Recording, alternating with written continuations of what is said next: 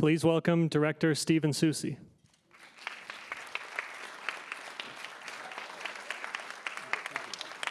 Thank you. Wow. Thank you. Oh, thank you so much, everyone. Thank you. Thank you so much for being here. The film has such a compelling narrative structure. I love the way that you go beyond just presenting the films chronologically, and you tie specific films to the four key figures, James, Ismail, Ruth, and Richard, and you identify their key films. Can you talk about that arrangement? Yeah, so it took us a while to come up with the best structure. We felt, to tell this, the Merchant Ivory story. And I interviewed, one of the later interviews I did with James Ivory, he said, he's like, well, Howard's End, that was Ruth's film. And as we were working through the edit, and trying to figure it out, a light bulb went off in my head at that point, and I was like, okay, so if Howard's End is Ruth's film because she loved that novel and she really pushed Jim to make that film, I just kind of extended it, and I was like, well, Morris was definitely James Ivory's film because he's the one who had the vision and the drive to make that film after A Room with a View. And then, you really have to have A Room with a View in there. And Ismail was the one who went to King's College, and negotiated the rights for that, and kind of drove that one. And then Richard Robbins, Merchant Ivory's longtime composer, The Remains of the Day really felt like, although he did some amazingly beautiful scores after The Remains of the Day, like Jefferson in Paris and A Soldier's Daughter Never Cries, which is one of my favorites. The Remains of the Day was really kind of like, it felt like he was firing on all cylinders at that point and just made just a beautiful score, which was nominated for the Academy Award. But yeah, once we came up with that structure, pairing each person's biological kind of background and information to one of the most well-known films, everything else just kind of fell into place. And I guess the last thing I'd say is, the interviews that I was able to secure, that was another part of it. So because I was able to sit down, with Tama Janowitz, who did Slaves in New York, another film that I wanted to highlight because it was so dramatically different from A Room with a View and Morris right after they did those two. I had her, so I was able to take like a little bit of a deeper dive there as well. So I think that's another part of kind of how we came upon the structure and what we dove into a bit deeper. And I love that you structured the film that way because the making of the films is incredible on its own, and it's wonderful to see it on the big screen, but the way you've tied it to the individual figures, given how personal their connection was and how tightly knit of a scenario it was, those personal elements of the story are very much intertwined with the Merchant Ivory place in the cinematic canon. Can you talk about sort of preserving that cinematic history? Well, it was also important for me to show the kind of like behind the scenes, the kind of, kind of inner machinations, workings of Merchant Ivory. So they were, putting up on screen these beautiful, costume dramas, these period films that we all remember and love, but yet behind the scenes, it was Ruth's daughter, Ava, who I interview here, who said, and this didn't make it into the film, but she said, there was always a drama, always a drama. So Merchant Ivory would be ready to embark on, like, I kind of show the drama that was before they were doing Remains of the Day, and Ismail and Richard Robbins kind of separated. That was a drama that they had to get through, the core group, the four of them. Well, there were other ones, right? And so, she said there was just always something that needed to be ironed out before they actually, put the train on the tracks and, went to make each film. So yeah, but it's a family, and Merchant, it really was a family, and some of the close collaborators that worked with them, film after film, they would hang out at that house in Claverack in upstate New York, near Hudson, and it really did extend, it wasn't just a working relationship for a lot of these people. And James Ivory is close to a lot of the people that he worked with, like 3-time Academy Award winning costume designer Jenny Bevan. You know, she visits him in upstate New York whenever she can, whenever she's in New York City. So again, there's something about it. They're still tied together. And when we showed this film in London at BAFTA, it's just, you know, everybody from the Merchant Ivory family was there. So people still like to, you know, just kind of, you know, talk about their period with Merchant Ivory. And for a lot of people, it was their first real kind of job opportunity. Like, Jim hired a lot of first-time actors, so. Hugh Grant, for one. Yeah, Hugh Grant, for one. Helena Bonham Carter, A Room with a View, is her second film. I think she did Lady Jane first, and then that was her second film. You know, Rupert Graves, James Wilby, that was his first film, Morris. Yeah, and I'd also say, you know, Celestia Fox, who I have in the film for just like 10 seconds or something, she really was like the major gatekeeper for new talent in London. And so she would bring people to Jim for these various you know, films that he was casting at the time. So a lot of, you know, like, you know, Kenneth Branagh, she discovered him, Daniel Day-Lewis. So yeah, so again, Merchant Ivory worked with this big team. It wasn't, you know, always just Jim kind of plucking someone out of.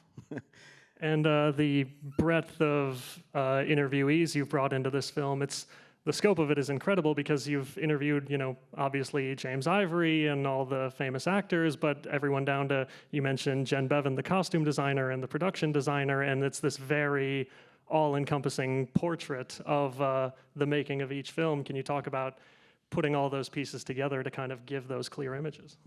Yeah, I mean, you know, or Carol Hemming, who was Merchant Ivory's longtime hair and makeup person. She worked on every film. I think she started on the Europeans, went to the Bostonians, and went all the way through. She did every film all the way through to the city of your final destination. So it was very important for me. Of course, it was wonderful to have James Ivory and to have his trust, which was something that I really had to work on building over time, you know, obviously. But you know, having James Ivory and kind of the full access to him, it was just so important for me to get the other voices. And I made this film really to kind of capture this cinema history. I was blown away that nobody had tried to do this. Nobody had tried to make the definitive look at, you know, my version of the definitive look at what Merchant Ivory accomplished.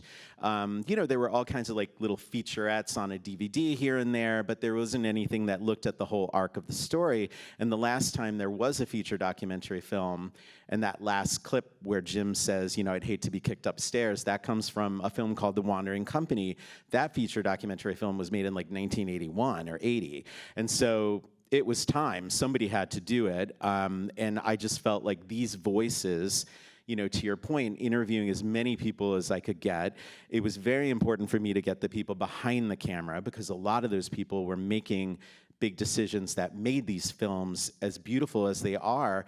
And a great example of that is I would bring pieces of the film to James Ivory, you know, at his home, you know, in Claverack or New York City, wherever, and you know, like I'd show him Act One, or I'd show him, you know, a kind of work in progress thing, and he learned things from my film. Like a great example was Jenny Bevan and John Bright, who did the you know, costume design for Howard's End. They were on the set, and the opening scene of Howard's End starts with Vanessa Redgrave. Kind of, it's dusk, it's dark, and she's walking through the tall grass, and she has this beautiful green dress on, going through the wet grass. And John Bright ran to the truck and got a necklace, a long necklace, and in typical Vanessa, you know, her reaction to that was like, "Oh, do you really want me to put that on?" And he's like, "Yes, I do." And so she put it on, and then she started to kind of like, you know, play with it and kind of move it around. And it was like glints of light, you know, it was capturing the light in a very dark scene. And I played that for Jim. That story's not in the film, and Jim's like, "I didn't know that. I didn't know that John ran to the truck, got that." So he's directing, and you know, but of course, there's just so many people doing so many important jobs and making important decisions. And that's another thing I wanted to showcase in this film. Jim he allowed people to really do their work. Like, he wasn't micromanaging, overmanaging, and I know you get that from the film, watching how people describe the way he worked.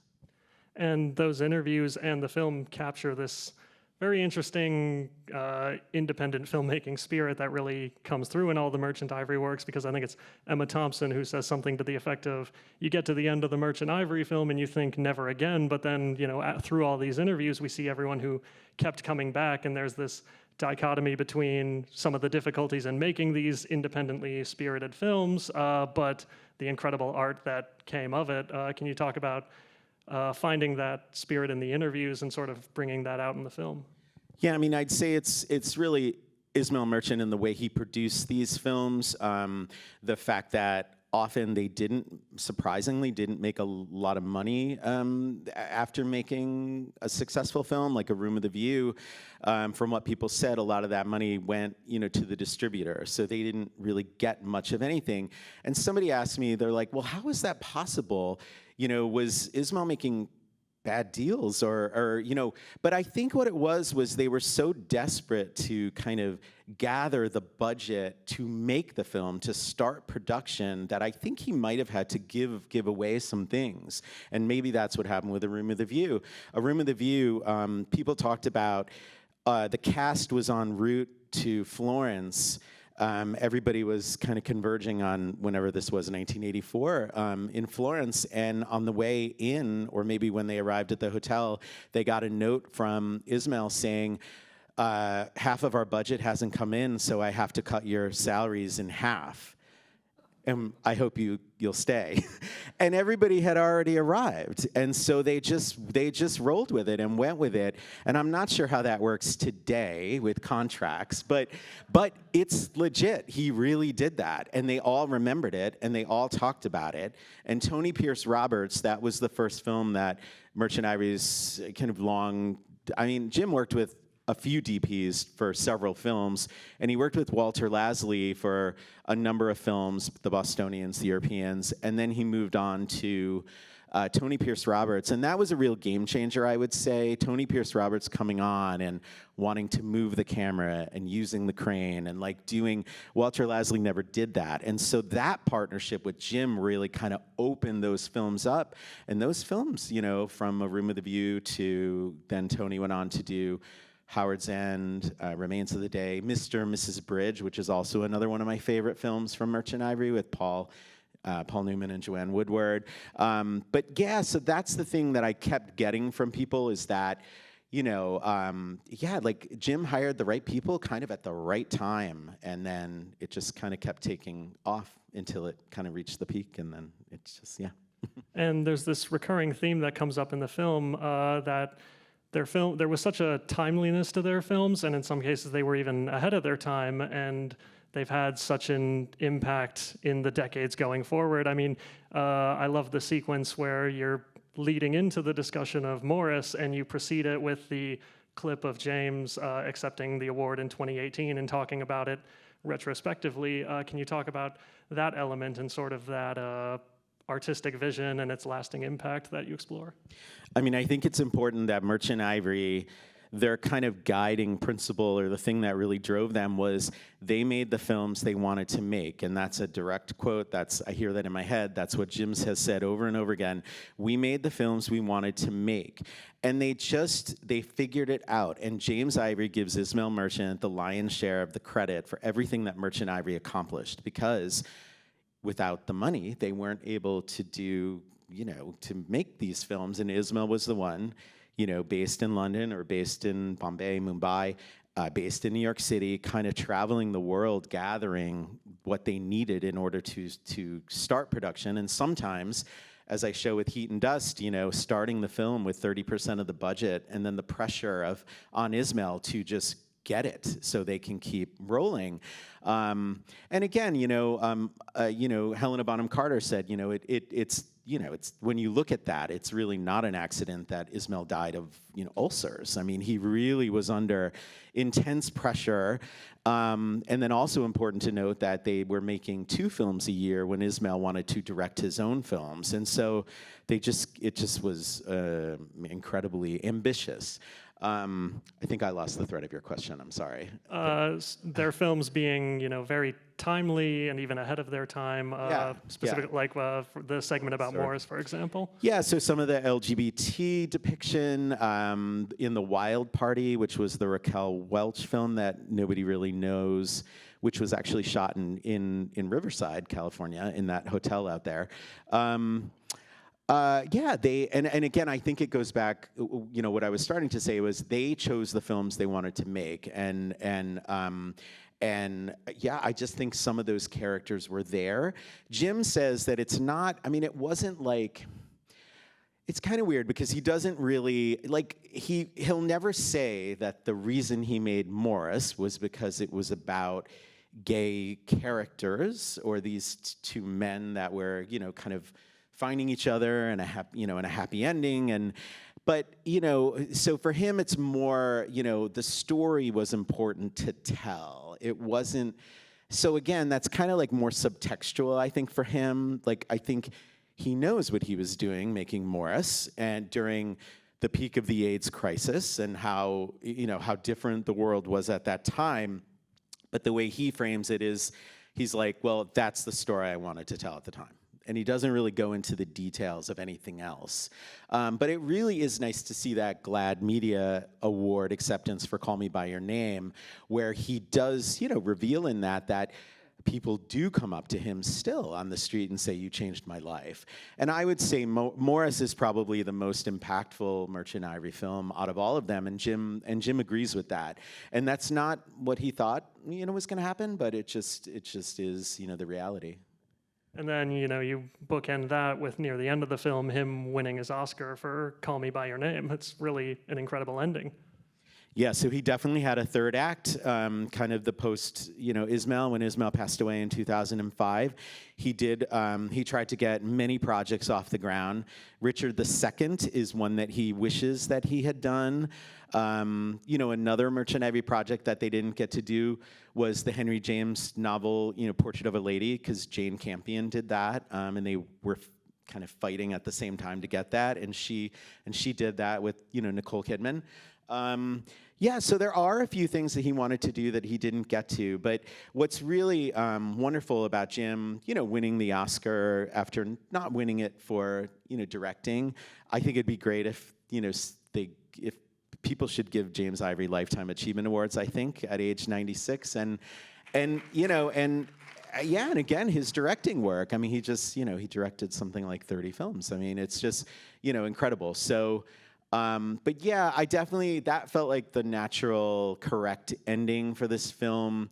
And the fact that Jim is still working. I was just with him in New York. We had 2 screenings this week, Tuesday and Wednesday, at the Quad Cinema in New York, and he's still writing. I mean, he wrote a short kind of nonfiction piece about him.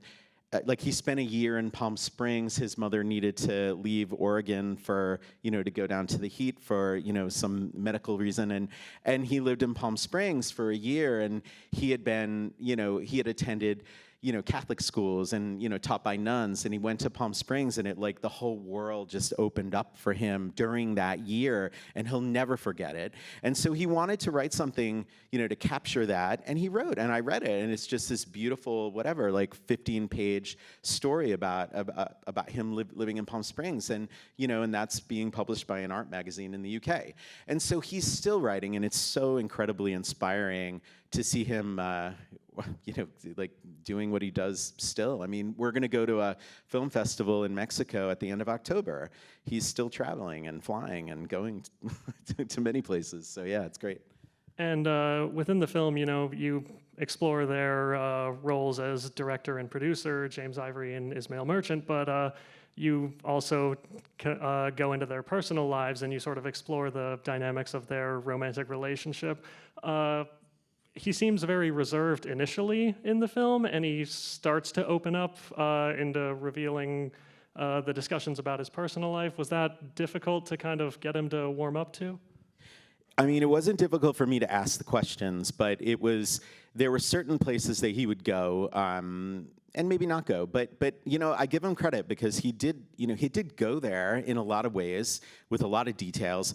But it's important to note that his memoir, Solid Ivory, came out right maybe like 5-6 months before I sat down with him for the final interview. You know, and so he had put it in print. And he always says when people start to ask him questions about the details of his relationship with Ismail, he doesn't really want to talk about it. He just says, you need to go and get my book and read it, because it's all in there. And he goes a lot farther than even what I have in the film. Yeah, I mean, you know, or there's the question I asked him outside the Indian consulate in New York City. I'm like, well, what was it like being gay in 1960s New York? And he's like, I don't want to talk about that. That's just not where he wanted to go. So he had no problem telling me that. You know, but yeah, but then I would just quickly move on to the next question and the next question. So yeah. And then there's this notion that comes up throughout the film you've mentioned already, sort of James as a director, and this idea of trust and the way he hires the right people and puts the trust in them. So to break the fourth wall a little bit, you've sort of entered into that ecosystem by being the one to tell this Merchant Ivory story. Can you talk about that notion of trust and telling that story? I mean, yeah, so I mean, those 4 films were the most important films from the kind of Merchant Ivory canon for my life. So that felt like the right choice to kind of highlight those, me as the filmmaker. And, you know, I'm sorry, I lost your, what was the question again? Just the trust between you and James and everyone to kind of carry that story. Yeah, I mean, so I made a 5-minute short film before I made the feature, and I interviewed Jim twice for that short animated film, which is called Rich Atmosphere, the Music of Merchant Ivory Films. And for me, the music in Merchant Ivory Films was just something that, you know, always stayed with me. You know, I would buy those original scores and from Richard Robbins. And so I wanted to make a short film, interviewed Jim twice, decided that kind of talking head footage was kind of, you know, boring for what I wanted to put together in a short film. So I made that an animated short film. The animated pieces that you see here, the chapter kind of pieces that divide the film, those come out of the animated film that I made. Really, it was really clever, and my animator was just a super talented guy in London who now works with Wes Anderson, and Jim saw that film and he just absolutely loved it. Like, he loved how he was animated and how they were all animated, and you know, and that's how, like, the doors started to open because he was so impressed by that. And an animated film takes a long time to make. I think I worked on it for almost a year. And so we had kind of a, you know, a longevity already. And so that's when I felt I wanted to make a feature documentary. And so I pitched it to him and he said yes. You know, certain things, like I'd say me doing the narration, that was more by necessity, I mean, between all of us, because of budget. And, you know, so as we were getting the film closer to across the finish line, you know, it was post-production costs, and, you know, it was really hard for me to kind of raise some of the money to make this. A lot of this film was self-financed.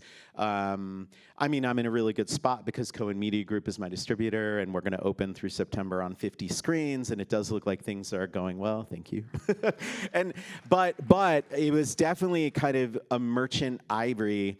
I mean, it may not look like a Merchant Ivory film, but it's, you know, it's a documentary, but it's also because, you know, the challenges around budget and the challenges that I had to navigate to get the film over the finish line. So yeah, so we did have to make a few choices, but they were more driven by the amount of money we had to work with. And you mentioned your short film, Rich Atmosphere, which focuses on the music of the Merchant Ivory film. So just piggybacking off of that, I wanted to ask about the music in this film, because it's this great combination of the archival musical cues from the Richard Robbins scores, but then you also have original composition in between those segments. Can you talk about putting that together? Oh, that's such a great question. Thank you. So I'm, again, big fan of Richard Robbins' music. So I quickly understood the importance of a music supervisor who comes in and clears the rights for all of those soundtrack tracks from the various Merchant Ivory films.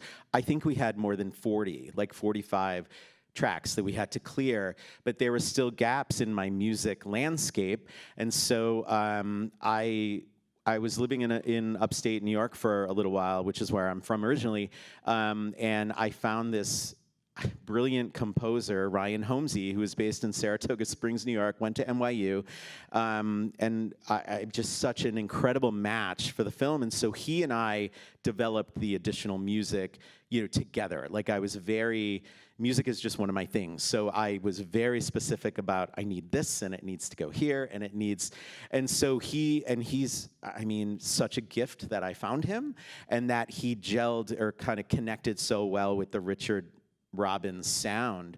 So absolutely, I needed that extra music. And we're actually going to release the original kind of soundtrack. It'll be released digitally on iTunes, I think September 13th. So it's very cool that we'll have that music available for anybody who wants it. Yeah.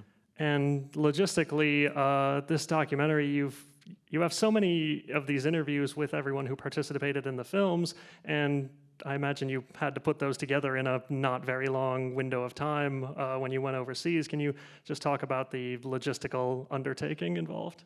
Yeah, so I shot a lot of the interviews in London, went to London twice, shot a couple in Paris, and then did really New York was, the next place. But the most of the Merchant Ivory family is based in London, and that's really where they had their biggest hits. And I, just started gathering them, but you had a huge trip to London planned. I think one of those trips I interviewed, like 24 people. So and just went around meeting people like Vanessa Redgrave, Hugh Grant, Emma Thompson, Helena Bonham Carter. They were all London-based interviews. So just, and again, trying to get as many people as I could. And then there were people that I reached out to that weren't involved or didn't want to be involved.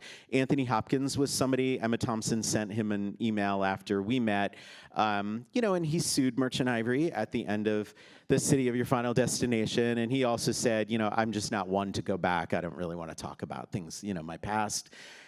With Merchant Ivory. And then I also reached out to Nick Nolte. We weren't able to get him. He was in Jefferson in Paris in the Golden Bowl. Maggie Smith, I had a phone call with Maggie Smith. She was busy shooting something Downton Abbey or something, and she was like, yeah, I don't really have anything to say about Merchant Ivory. And I was like, yeah, but you were in Quartet. You were in A Room with a View. And she's like, yeah, but if I said anything, she's like, when I think of Merchant Ivory, all I remember is the chaos and the curry. And I was like, I like that. I want that. I need that for my film. But I can talk about that now. But no, I did not get her. She just wasn't. She wasn't interested. And I was so kind of overwhelmed with interviews. I kind of let it go. So it's a little bit of a regret because I think I could have got her if I kept pushing. But I was just so busy. I was like, oh, okay. So. And you've taken this film to so many film festivals thus far, and you're gearing up for your theatrical run. Can you talk about the audience reaction and sort of how people have received this documentary, given how impactful the films have been? Yeah, I'm super grateful for the run it's had. I think I made a film that's really right for film festivals. The kind of people that go to film festivals and appreciate film and really engaged with these Merchant Ivory films when they came out, and so that was. It's a great match, and we've played at 22. I think we're going to end up doing maybe 25 film festivals at the end of this, so really amazing. And but the reaction, is good. People enjoy it. I think people really enjoy that I do kind of go, open the door with some of the behind the scenes stuff. Certain people don't know that James Ivory grew up in Oregon. They think he's British. Or, people didn't know that they were romantically linked, Ismail and Jim, and then people really didn't know about Richard Robbins and that kind of interesting triangular relationship they had. So yeah, but, that question makes me think, this woman who was probably in her maybe early 70s came up to me at Laemmle Royal in LA. We did a screening there a week ago, and she was like, she's like, I love your documentary film, but it makes me sad.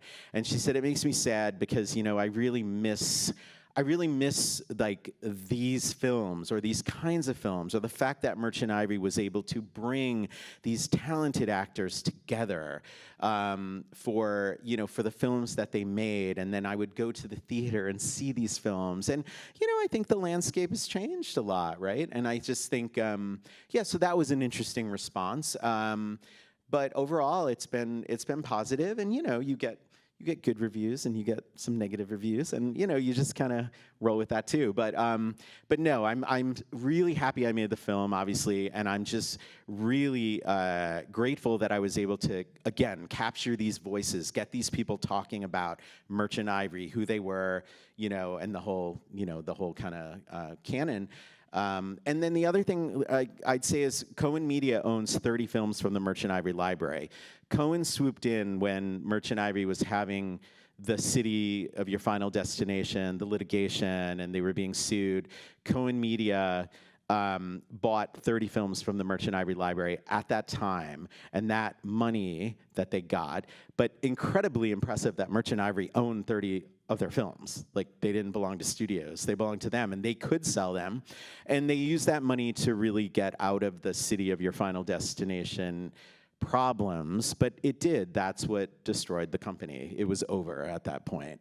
And I just think that's interesting to note, and also that Cohen Media has been restoring and re-releasing all the Merchant Ivory films that they own, and next year they're going to come out with Savages. Roseland with Christopher Walken and Geraldine Page just came out and is playing in New York right now. So that's the last one they did. But it's nice because now people get to, anybody who wants to can re-experience those films. Well, thank you so much for being here. It's Thank an you. incredibly made documentary. Yeah. Everyone spread the word, because we'll be showing it theatrically over the course of the week, and we'll be showing Howard's End and A Room with a View over the next 2 days. So spread the word and stick around. Yeah, thank you so much for being here. Really appreciate it.